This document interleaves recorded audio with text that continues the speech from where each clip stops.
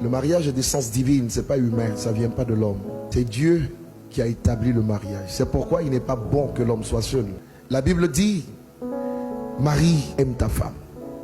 Aimer sa femme, c'est la chérir, c'est la chouchouter, c'est la cajoler, c'est prendre soin d'elle. Arnaud, regarde Linda dans son voile. Elle est belle, elle est maquillée. Tu vois, ici, comment ça s'appelle ce genre de maquillage? C'est un crayon. Ici, elle a mis encore un autre crayon. Tu as un fond de teint. Vous appelez ça comment? Le make-up, c'est ça? Le make-up qu'elle a fait là, ça coûte cher. Et quand on aime sa femme, on prend soin d'elle. C'est vrai qu'elle travaille, c'est vrai qu'elle a un salaire, et tu en as. Mais tu sais, la responsabilité de l'amour, ce n'est pas la femme, c'est l'homme. Et quand on aime, on ne calcule pas. Apprends à mettre la main dans ta poche et à faire en sorte qu'elle reste toujours aussi belle. Et tu sais, la femme, comment dire, sur le plan psychologique, elle est relationnelle. Ça veut dire quoi? Si tu veux combler ta femme, il faut établir une relation.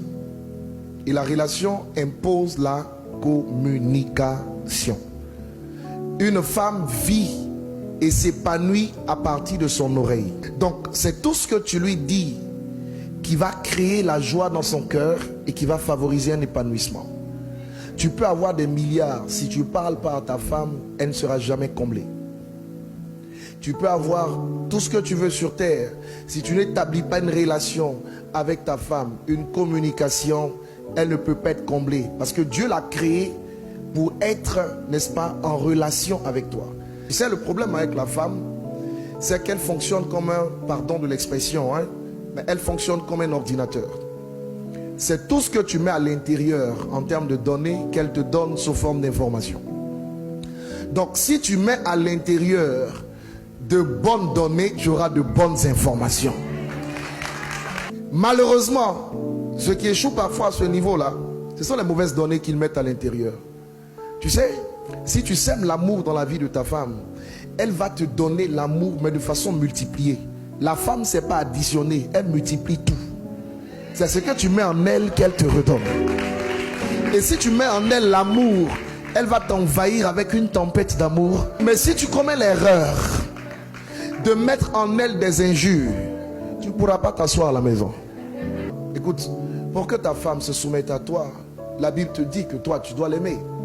Donc, il y a une responsabilité partagée. Si tu ne remplis pas ta responsabilité, c'est pas elle qui fera la sienne. C'est toi le chef de famille. Et c'est à toi de l'aimer en premier. D'accord? La femme a besoin d'un sentiment de sécurité. Donc fais en sorte qu'elle se sente en sécurité quand elle est avec toi. C'est à cause de ce besoin de sécurité qu'elle porte même ton nom. Linda, c'est ton tour. La Bible dit que tu dois te soumettre à ton mari. La soumission, c'est quoi? C'est pas l'esclavage. La soumission, c'est le respect. C'est tout ce que ça veut dire. Ça veut dire, femme, respecte ton mari. Tu sais, tu peux tout donner à un homme. Tu peux tout lui donner. Mais s'il ne sent pas que tu le respectes, il ne peut pas être comblé. Donc, il aime ça. Il faut lui donner ce qu'il aime pour qu'il soit épanoui. Tu as compris? Maintenant, il y a une deuxième chose dont l'homme se nourrit. Ma fille, parfois, ton cœur est couché à côté, son amour est là. Et puis, il est 2 heures du matin. Et puis, lui-même, il ne maîtrise pas certaines choses. Il se retrouve dans ses conditions normales. Ce n'est pas anormal. Normal de température et de pression. Et il va dire, mon amour. Quand il dit mon amour à 2 heures du matin, comment tu réponds? Oui, mon cœur. Ça peut lui arriver d'être dans les mêmes conditions à 5 heures du matin. Oh, comment tu réponds? Oui, mon cœur. 13 heures. Mon amour. Oui, mon cœur. Vous savez, quand les gens se marient, il faut leur dire ce qu'ils vont rencontrer dans le mariage. Il ne faut pas leur enseigner la foi. Ça n'a pas de sens, dans un certain sens. Même si la foi est nécessaire partout. Quand vous regardez les causes de divorce, c'est quoi généralement? Soit madame dit, je ne veux pas aller avec monsieur. Bon, pour monsieur qui dit, je ne veux pas aller avec madame, c'est rare. Madame dit, je ne vais pas avec lui 1 an, 2 ans, 3 ans. Et vous avez la cause du sexe qui est la cause majeure. Une bonne femme dit oui à son mari. Et un bon mari peut comprendre que parfois sa femme est fatiguée.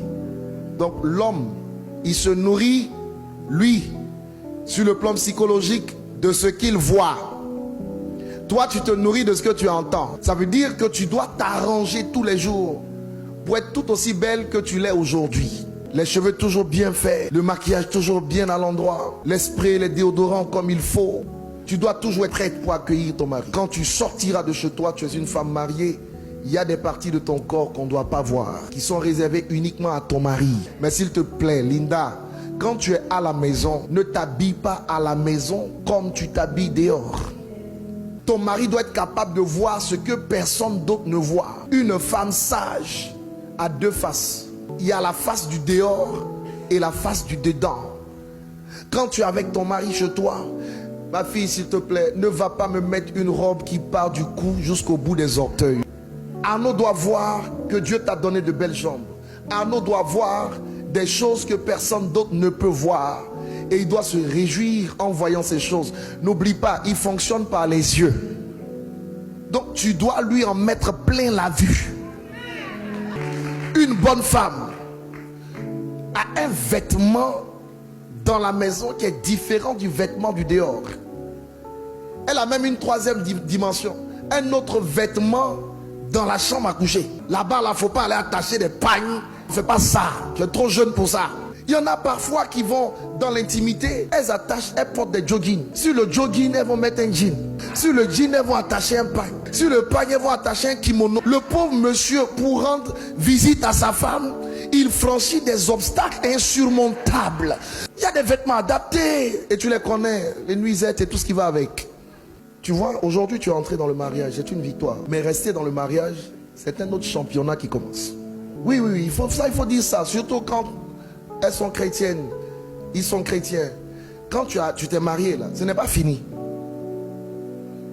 C'est une victoire que tu as acquise, mais il y a un autre combat dedans. Voilà, donc il faut agir de façon sage pour rester dans cette victoire. Je vous dis une dernière chose et puis je vais vous bénir. Écoutez-moi bien. Arnaud, pour que tu puisses gagner ta femme, il faut gagner son cœur. Aimer, c'est gagner son cœur.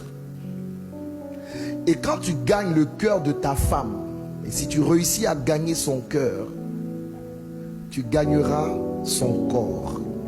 Ne cherche pas à gagner le corps si tu n'as pas gagné le cœur. Linda, tu veux gagner le cœur de ton mari? Ne cherche même pas à gagner le cœur. Gagne le corps et tu auras le cœur. On ne se marie pas pour être heureux. On se marie pour rendre l'autre heureux.